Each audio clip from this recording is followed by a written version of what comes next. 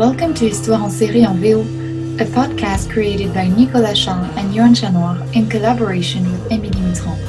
In this podcast, senior and young scholars look at all the TV shows, past, present, and future, to dissect your favorite series content.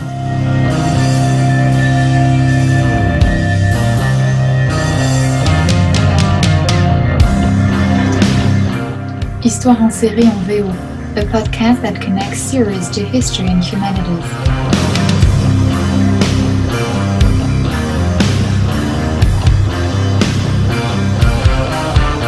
Hello everyone, welcome to the third episode of Histoire en séries en VO. Today we're going to listen to Justine Breton, who is a lecturer in French literature at the University of Reims. She works on neo-medievalist and fantasy creations. Welcome, Justine. Hi, thank you. So today we're going to talk about the fantasy series Disenchantment.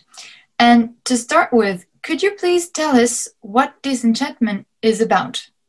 Yeah, it's, a TV series, of course. It's developed on Netflix since 2018 by Matt Groening. So Matt Groening is especially known to us and actually worldwide for being the creator of The Simpsons and another TV show that I will have the opportunity to talk about, which is Futurama. The Simpsons, I was going to say was, but still is actually a well-known program currently in its 32nd season and started in 1989. And it's a representation of the present with a story focused on a contemporary middle-class family from the United States. Where exactly in the United States, we never know, but it's this idea of representation of a contemporary middle-class family.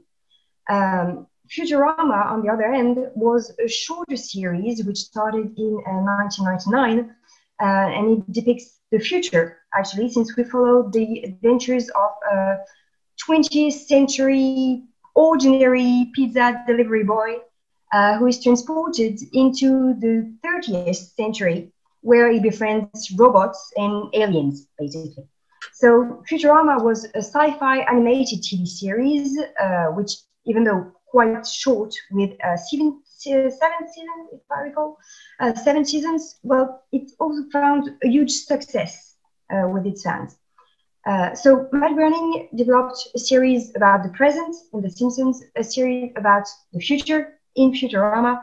So next logical step was to create something about the past, and that's what he did with Disenchantment, which is in the same spirit, even though it's produced for a different network. It's not 20th Century Fox anymore, it's for Netflix.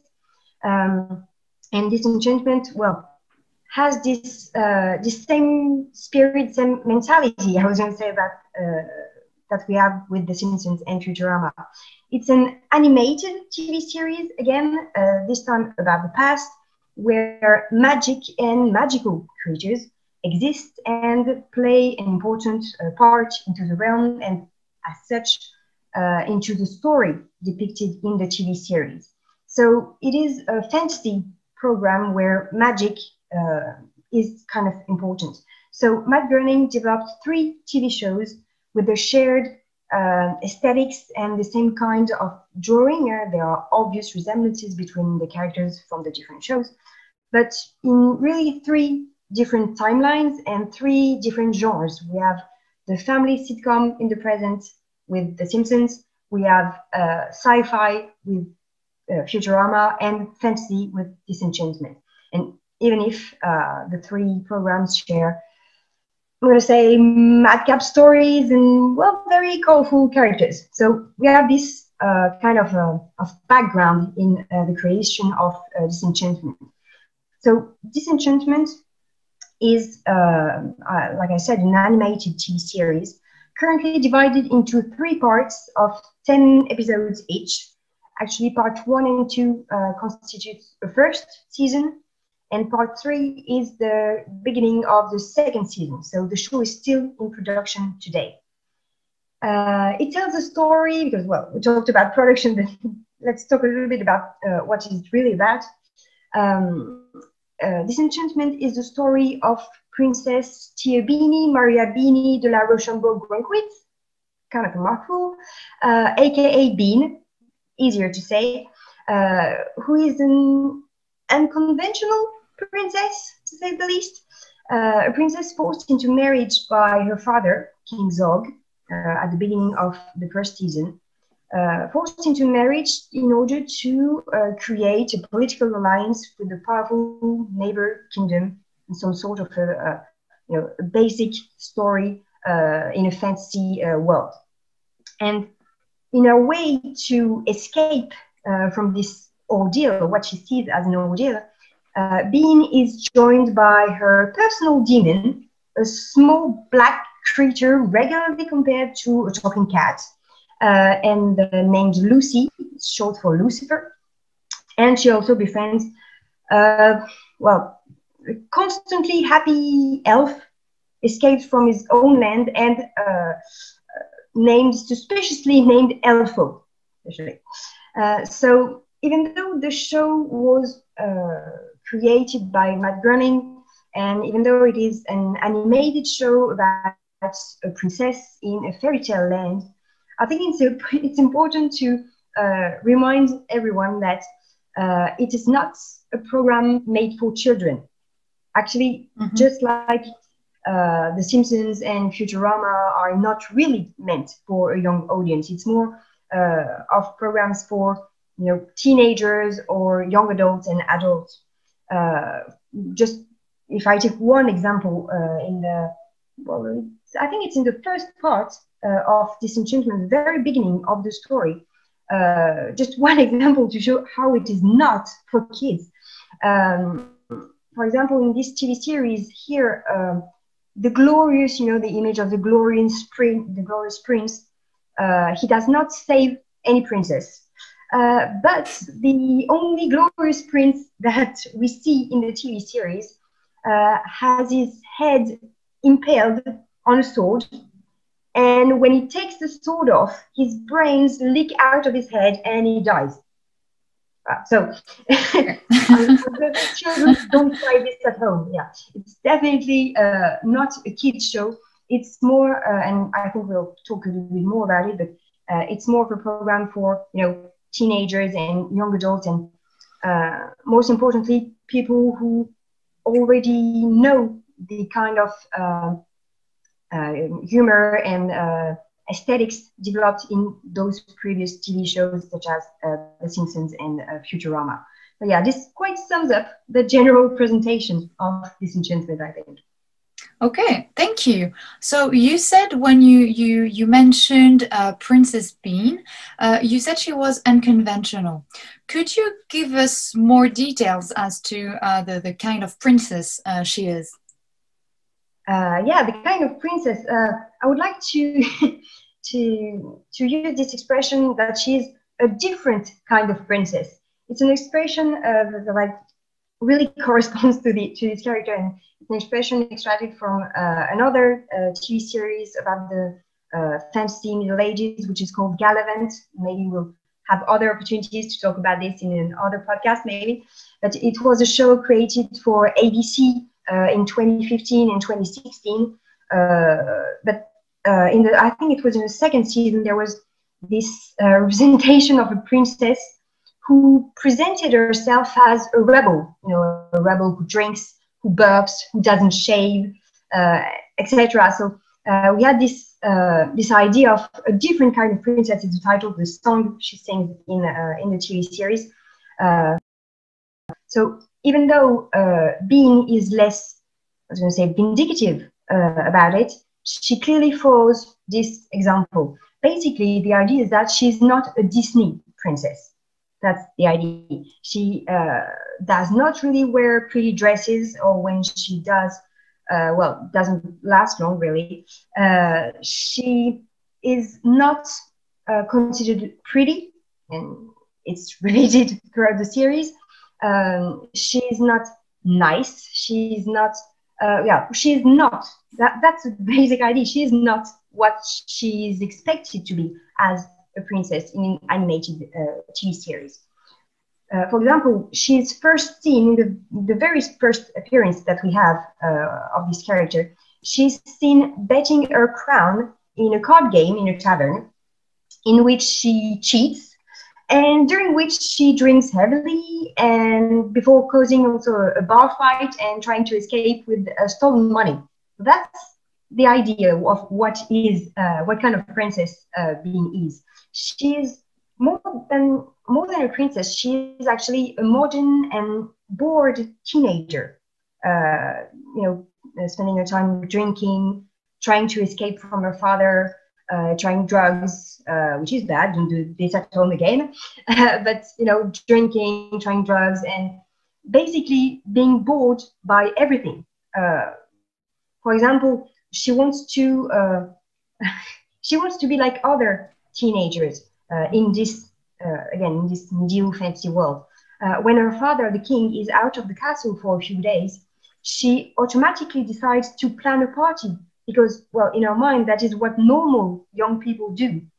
And, well, it will lead to a Viking invasion of the realm, but it's the idea that she wants to be normal. More than anything, she wants to be normal. She wants to be anonymous, to defy her dad like any normal teenager.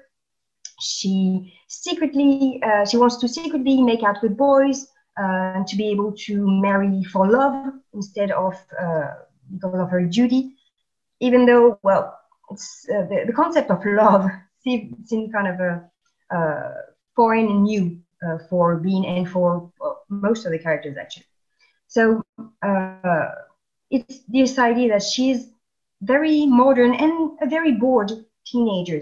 For example, when she accomplishes a very dangerous mission and completes a quest, she's seen riding a griffin, in a very epic representation.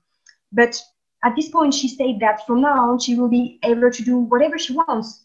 And she adds, "I'm totally getting those bangs." So you have this discrepancy between the epicness of the setting and of what is expected of her as a fantasy princess and what she really is or what she really wants to be, actually.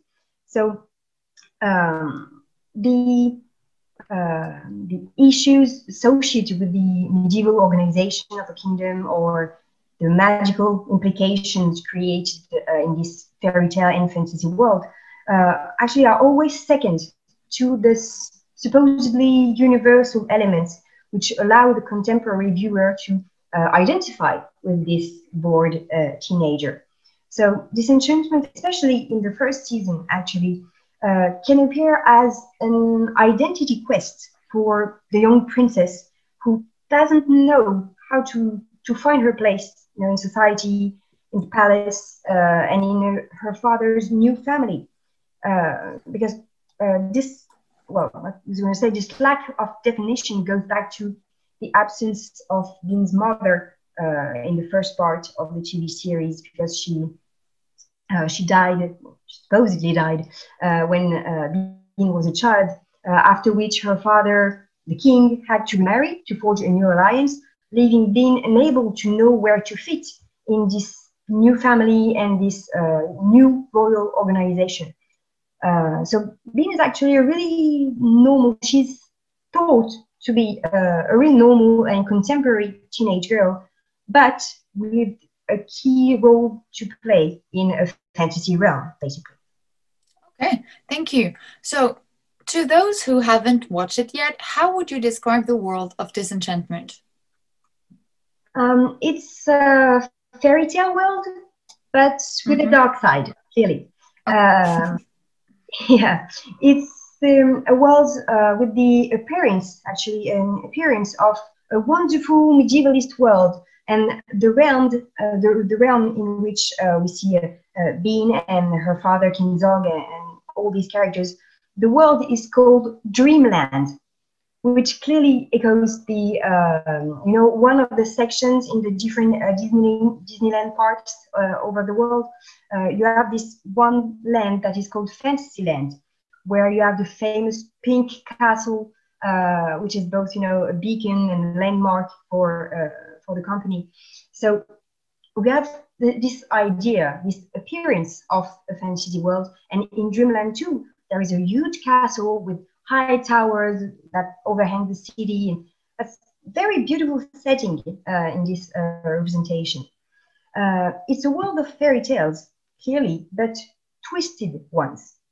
For example, during one of the episodes, the elf Elfo finds a gingerbread house hidden in the forest, but he is not welcomed by a witch like we could expect, following the story of Hansel and Gretel and the witch in the gingerbread house. But he is welcomed by Hansel and Gretel themselves, now adults and quite fat, actually, who play the same role the witch usually does in the Grimm fairy tales. That is to say, they feed Elfo and they try to roast and to eat him before actually being killed by Bean in order to save Elfo. So Disenchantment rewrites the story of Hansel and Gretel, as actually the Simpsons and so many others did before it. But it's time with a darker twist, which also borrows from other stories and other films. The Gingerbread House, for example, has traps which echo Indiana Jones and the Last Crusade. The basement is filled with morbid devices which seem taken from Sweeney Todd. Of course, and the principle of cannibalism is the same, but you have all this mix of references in rewriting a darker twist to this fairy tale story. And we find in Disenchantment dozens of these kind of pop culture references, since, well, Matt Groening reuses here a postmodern cultural strategy which clearly works for the Simpsons and Futurama. Here, the references are maybe more discreet than they are in the Simpsons and especially in Futurama, or at least they are not directly named, as could be the case in the other shows. But in Dreamland, it's this idea of each time a darker turn of well-known tropes and well-known stories. In Dreamland, the appearance of wonder is just that. It's an appearance, quickly questioned by the characters and thus by the viewer. For example, I think it's at the beginning of the third episode, so again, very beginning of the whole TV series, you have a scene where the town crier states during the night, this famous kind of statement, 4 o'clock and all is well. But he adds later, you have all these statements, which is 4 o'clock and all is well. Actually, well is a bit of an overstatement. Acceptable is more like it if you consider death, disease, and rampant poverty acceptable.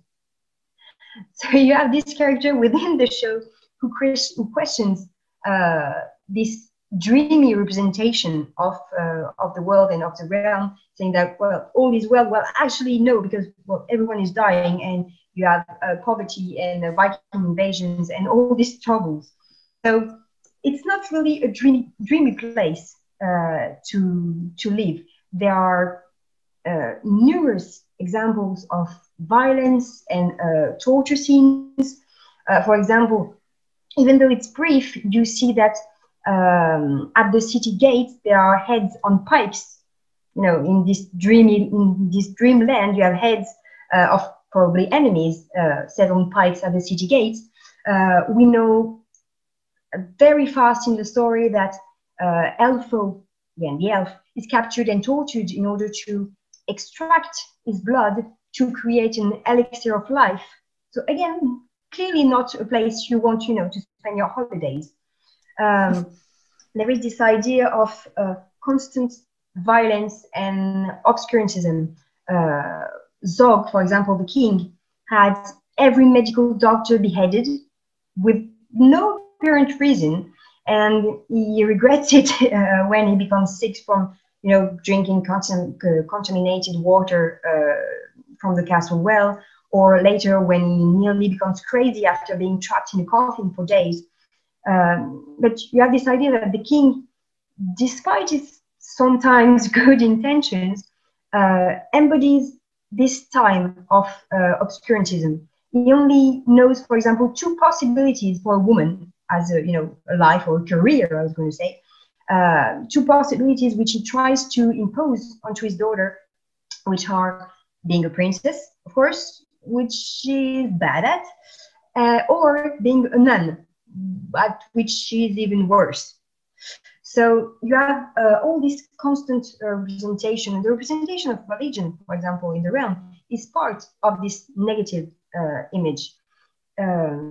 Dreamland is a world of absurd restriction and rules, not made to help, but to restrict and to control people.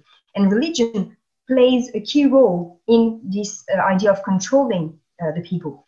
As it is frequently shown, religion appears as the fundamental enemy of reason and logic, and thus of progress, actually. So when being forced to live in a monastery for one episode, when she asks why, instead of praying to a giant golden statue of God to be merciful and to help the poor, why the nuns do not just melt the statue down and give the gold to the poor? She, as a reaction, she's thrown out of the convent with this sentence, I quote, "How dare you bring logic into God's house?" So you have this frequent idea seen in Disenchantment, but also kept by medievalist and neo-medievalist representations, that religion, and especially the Christian Church, encouraged ignorance during the Middle Ages. We know actually that for most of the Middle Ages, it's basically the opposite that happened, since the Church actually gave an opportunity to many to have access to an education. But this teaching role of the Church is almost never kept in mind in medievalist works. Disenchantment really follows this tradition because it's so much more interesting, actually, to laugh at the Church and at the supposedly ignorant people of the past. So in the same idea, the TV series maintains, cliches about powerful women, witches, for example. Of course, it's a fantasy series, so there are witches. Witches are either old, scary hags or younger, sexy women with provocative outfits, which is, again, a sexist representation that, fortunately, the fantasy genre is progressively nuancing and questioning in different works. But Disenchantment uses cliches without limiting itself to them. That's an aspect that is very interesting in this TV series. Yes, the main female characters are either princesses or witches, but they evolve strongly and can be seen as devoted mothers, as smart leaders, independent pirates, etc. Many other careers and personal paths are developed throughout the series, especially starting part 2, actually. So there are also many other secondary characters, both male and female, actually, that allow us to discover a world that is not only made of cliches. Men are not all strong warriors or corrupt wizards. Women are not all nuns or prostitutes, even though they do exist in this world. Some men and some women are also, weak, smart, stupid, hardworking, etc. Well, just to nuance a little bit, of course, most of the secondary characters are, one-dimensional, since the series does not have the time to really develop them, and they only appear briefly during the main characters' adventures. But they do represent a diversity of people, of social classes, of abilities, etc. And most of the time, the TV series actually, I was going to say, mixes the timelines or mixes the periods, because, we have this representation of the Middle Ages, but most of the time it actually depicts an image that is frequently more based on the cliches of the 19th century. For example, when Bean is briefly rejected from the castle by her dad, She goes to live with her maid, a very generous woman, with at least a dozen children who all go to work. And you have this sentence in the TV series: if you can cry, you can work. So sentence said to an infant. So children all go to work, and they can all retire at age 10 if they are still alive, because there is important child mortality. So you have all this very bleak representation of society. But for example, the representation of child labor does not correspond to the Middle Ages. So you have all this mixed up used to show that, well, this notion of dream in Dreamland is, well, not exactly a nightmare, but maybe more a vision of a corrupt dream, someplace actually you don't want to live in. Thank you. So as you just said, with the use of many examples of violence and misogyny, and as the title of this show suggests, it isn't really a dream image of the Middle Ages, but rather a disenchanted one. Can you give us more examples? Yeah, clearly the show, well, is not entitled Disenchantment for no reason. And actually the French translation of the TV series was Désenchantée, female adjective form of the world, saying that being actually is disenchanted. But the original title, Disenchantment, is larger than that. It's a complete view of a disillusioned, actually, view of the fantasy Middle Ages. In philosophy, disenchantment corresponds to a pessimistic view of the world in which everything lost its power of wonder. The TV series illustrates this idea. Everything that could bring awe and could bring thus comfort, especially the medieval period and the fairy tale or fantasy tropes, are deprived of their wonder. To take one example, I was going to say the Crusades, but maybe the Crusades do not really bring wonder anyway. That's another issue, but it's a frequent episode, included into medievalist works. Here you have mention of a crusade, for example, but it was not made to supposedly free some holy land. It is said that many people died, and all that was to gain, or that was, well, we don't know really what was gained from this endeavor, but all the Crusaders brought back from the crusade was one lemon, now kept as a prized possession by the king of Dreamland and Zog, but which goes to waste in a glass box. And what is more, the king clearly states that he has no intention of ever eating the lemon because, well, he says he doesn't care for sour stuff. And you have this idea that the crusade was totally pointless and, well, thus ridiculous. And it's not only that they only brought back a lemon, is that they fought and they all went to war for a lemon.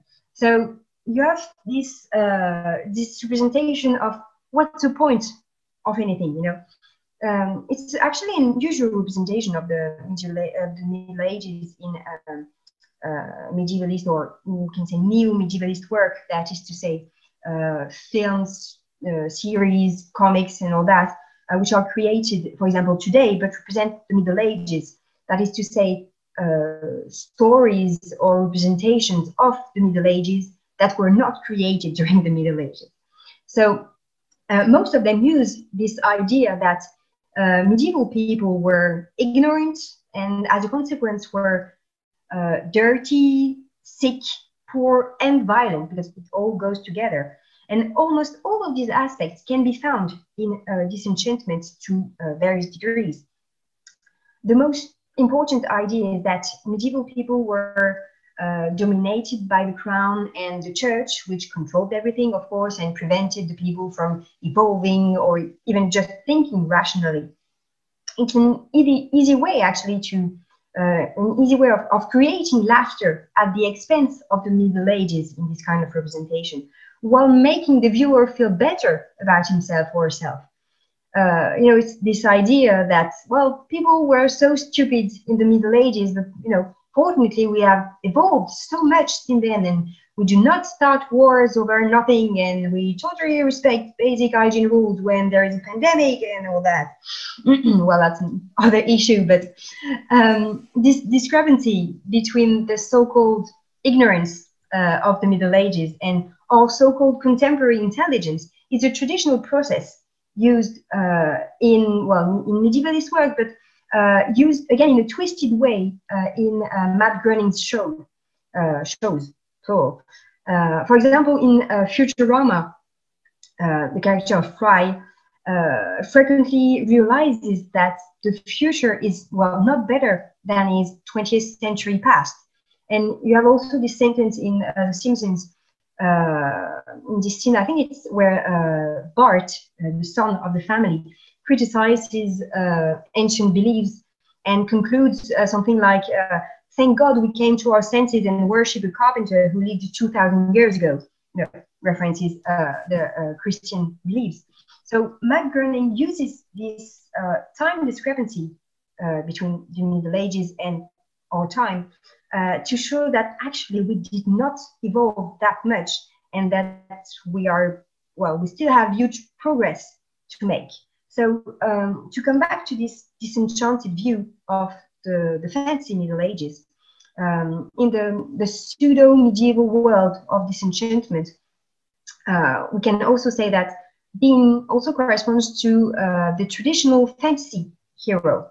She's a princess with a magical guidance, even though in this case the supernatural guidance is brought by a negative force, that is to say her personal demon called Luci. She's moved by a personal quest, mostly based on her difficult relationship with her parents. Her mother supposedly died when she was a young child, and her father has always been, emotionally distant from her, very typical representation of a contemporary teenager. So most of her adventures consist in her trying to find some meaning to her family relationship. And at the end of, I'm going to spoil the story a little bit. At the end of part one, that is in the middle of the first season, we discover that Bean also has magic, and potentially a very powerful one, able to change the course of good and evil. And even though she has yet to understand this power by the end of part three, she's tracked by several nefarious characters, including some of her own family, by the way, who try to use her magic for their own gain. I think that actually the fact that Bean has magic is a narrative arc, developed by the writers in part one, but that didn't really meet their expectations, so they progressively set it aside in the following episode. But with all these elements, you see that Bean is a traditional fantasy hero, but clearly not an efficient one. She doesn't want to be a hero. She wants to be a teenager, a simple teenager who listens to the wrong people and does whatever she wants whenever she wants it, and who does not want anything to do with royalty, responsibility, or magical power. Even the possibility of being wealthy and powerful as a princess, or being powerful because of her magical powers. All these elements are also disenchanted because she does not see the positive elements in them, or the their, I'm going to say, that natural power. So she rejects everything that could bring more entertainment to the story and more wonder to the world, to just be, a teenager who hangs out with her friends. That's basically the story, but in a world where unicorns exist. Thank you. So with this mix of fantasy and realistic elements, as you said, how does the show rewrite fairy tales? Yeah, it's how it does rewrite fairy tales. The TV series, twists the expected elements of traditional fairy tales. As I said, Bean is a hero who, without ever really being one, actually. But most of the other characters also present a twisted or a corrupt version of fairy tale characters. For example, instead of being accompanied and helped by a fairy godmother, Bean is guided by well, this small demon who regularly gets her into more trouble than she already is. There is a strange friendship developing between Bean, Luci, and Elfo, where they clearly care for each other, but they also spend most of their time arguing and playing cruel tricks on one another. For example, Elfo is in love with Bean, which is constantly mocked by Luci. And Luci pushes Bean to create chaos everywhere she goes, telling her to drink, to steal, etc. But he also helps her when she faces mortal danger. So you have this weird relationship between these characters. The idea is that, well, there are no fairy godmothers. And actually, the only fairies that appear on the show are prostitutes, aged prostitutes, by the way, whose clients are mostly birds and other small creatures. So again, it's not a children's program. So you have in Disenchantment, sorry, you see how the show twists most of the expected characters in this fairy tale world. Again, I'm going to spoil a little bit the end of the part one, especially, but you have the idea that yes, there is an evil and sexy witch, but instead of being the traditional stepmother in the story, she's Bean's own mother.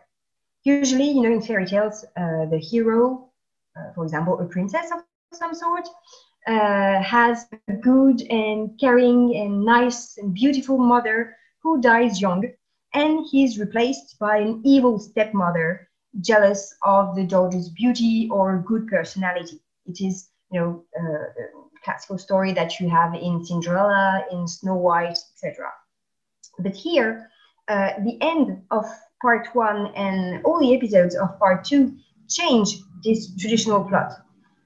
We first think that Bean's mother died young and was replaced on the throne by the weird stepmother Una, who is a queen of reptilian type. That say that she's part reptile. She has blue skin. She sleeps upside down. She slithers like a snake. Well, very strange character in the first part.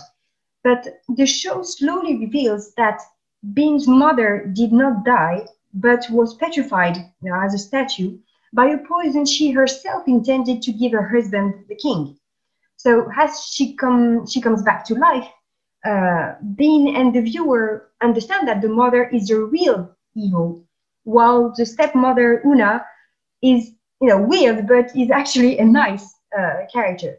So I said that Disenchantment, as you know, the Simpsons and Futurama before it, actually uses many cultural references to build its story, and it takes from all these shared cultural elements from fairy tales, from well-known movies or stories, and thus the adventures of, you know, Bean, Luci, and Elfo do not only rewrite fairy tales. Disenchantment, for example, also goes beyond these ideas and borrows from Greek and Latin mythology also. It takes from very famous episodes. For example, you see Bean tricking her fiancé into going on a sea voyage where she plans on having him killed by mermaids. Again, not a very nice kind of princess. In an episode clearly inspired by the adventures of Odysseus. But here, the mermaids actually turn out to be walruses, which actually does not prevent the fiancé from being seduced by them. So that's kind of an other twist in the story. But well, you have this use of you know, classical story, an epic story, used in a very burlesque way to replace the mermaids by walruses. But it does not prevent the ending from changing. That's a new kind of use of this kind of stories. Mermaids also come back in later episodes, and especially in part 3 of Disenchantment, where Bean lives a beautiful but short relationship with a mermaid before thinking that maybe all of this was just an hallucination. As Dreamland is clearly, not a wonderful land, we constantly see that happiness is always more complicated and more difficult to achieve in this kind of world. So that Bean, and that's the depressing part of the story, Bean is never entirely happy. Every time she finds a place she thinks she could belong and she could feel happy, like Steamland in part 3, it all goes to waste, and actually everything is corrupt or disenchanted, as the title suggests. So in Disenchantment, the adventures become larger in each part, but with the same kind of idea. After exploring Dreamland to the edge of the world, Bean and her friends go to hell. Actually, they go to hell and back in order to save Elfo. And in this way, Bean also follows the path, of several mythological heroes who went to hell and came back, changed and improved and saved people and basically saved the whole world by doing that sacrifice. But here, of course, contrary to those heroes, Bean does not come back transformed or improved or in any way, because she basically learns nothing during her infernal trip and basically during all of her adventures. So the idea in this show is that nothing is really what it seems, or at least what it's supposed to be. Bean is a princess, but she's mostly an alcoholic teen. Elfo is an elf who is not really an elf. Surprise, surprise. Inside this clearly misleading name, Elfo, you see that characters who are dead most of the time are not really dead, etc. You have all this idea that what you think is not really what's happening. So it's a show based on subverting expectations, but the problem is, and I think that's one of the problems with Disenchantment, even though it has very good ideas and very interesting representations and funny representations of the Middle Ages, one of the problems is that by constantly subverting expectations, the show follows the same principle as the one set by the Simpsons and Futurama, but also other TV shows of that kind, like American Dad or Archer and all that. So actually, Disenchantment really follows a current trend in animated TV series for grown-up. About the idea that gonna constantly twist the story, constantly make many references to pop culture and to literary or cultural elements shared by, most of the audience. You have this postmodern idea that is constantly present, but in this way, the show started in 2018. It's not very original anymore. It's still entertaining, still very funny to catch and to follow, but it's not new, actually. So even though it's set in the representation of the Middle Ages and the fairy tale world, which is kind of an original way to set things, the principle of twisting the stories, of rewriting fairy tales, and of laughing from all this comparison between the Middle Ages and today, it's not very new. So I think the audience did not really follow, at first maybe it will change, but the audience did not really follow the principle of disenchantment because, it's basically the Simpsons in the past or Futurama even further in the past. It's this idea, it's the same, but in a different setting. So it doesn't really bring anything really new. That's the sad part. Thank you. So to conclude here, could you tell us what is the future of the show? The narrative arcs of Disenchantment are not limited to Dreamland, and that is an important part that I maybe did not emphasize enough during this talk. But in part 2, and especially in part 3, the heroes also discover a rival territory, a rival continent, which is not based on medieval fairy tales, but on the power of steam and industry, especially called Steamland, a steampunk place actually with its own problems, which this continent would like to gather the power of magic that characterizes Dreamland. So there is kind of a rivalry between the two. So this story has a strong narrative potential. This opposition between the fantasy past and the steampunk future, if you want to see it that way. So you have this possibility of a narration that is going to develop in part 4, which will be the second part of the second season. We also notice that the show, of course, is not limited to the adventures of Bean, even though she remains the main character. Several episodes also explore, the past of the realm, or the surprising sensibility of her father, for example, who succumbs to madness in part 3. So there is also the possibility, to expand the episodes by focusing on other characters and their evolution. I especially hope that next episodes will focus a little bit more on Queen Una, the reptilian stepmother, for example, because she becomes a pirate, actually, and it's a character that has great potential for comedy. So, you have these possibilities because they already created a rich world with interesting characters. However, and that's one of the issues.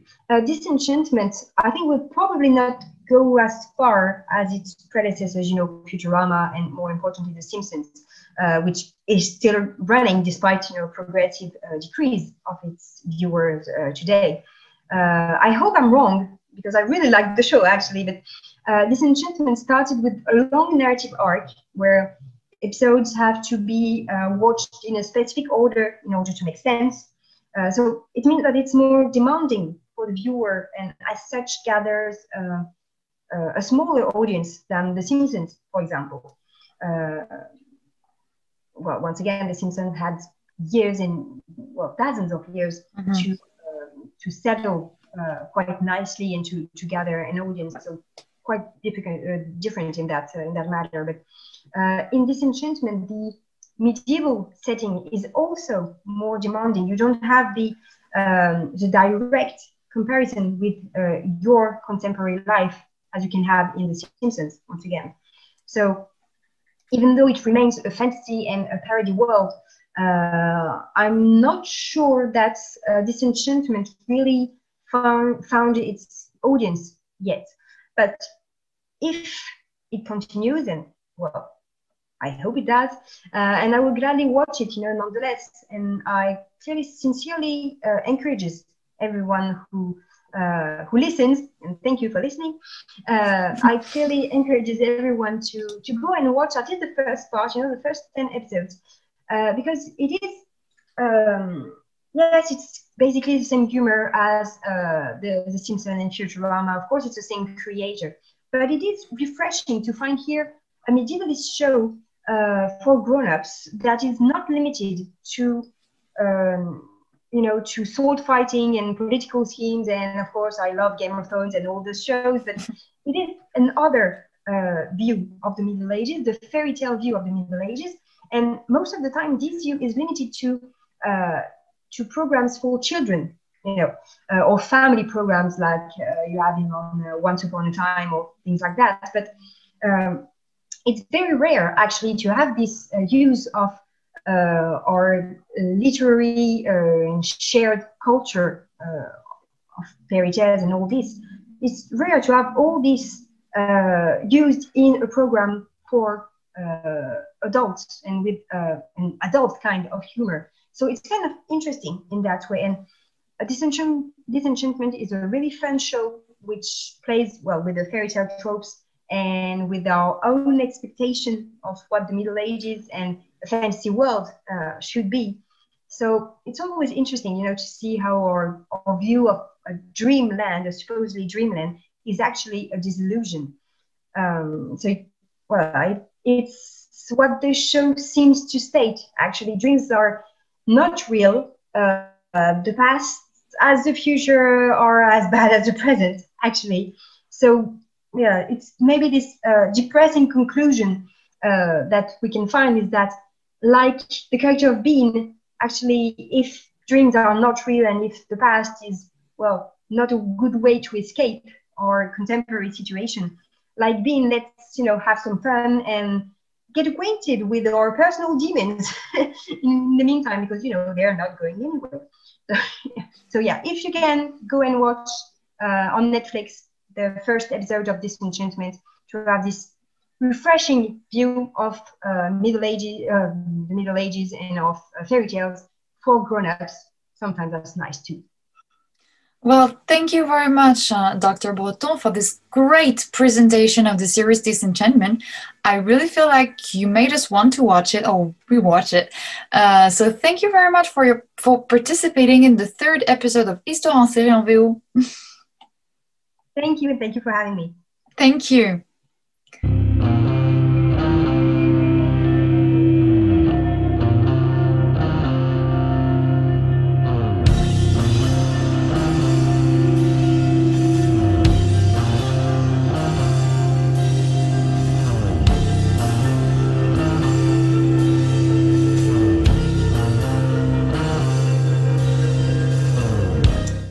Don't miss a single episode. Join us on Twitter at Histoire en série and find our guest presentation and bibliography on our website www.histoireenserie.com.